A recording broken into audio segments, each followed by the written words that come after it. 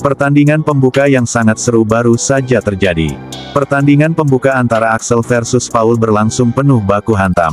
Pada ronde pertama, kedua fighter bermain penuh dengan taktikal.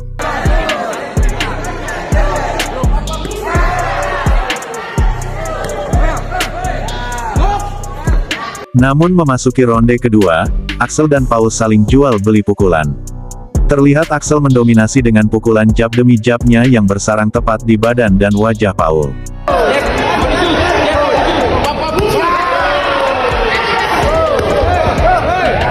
Di ronde ketiga, Axel semakin menguasai pertandingan dengan game plan counter attack-nya yang sangat efektif.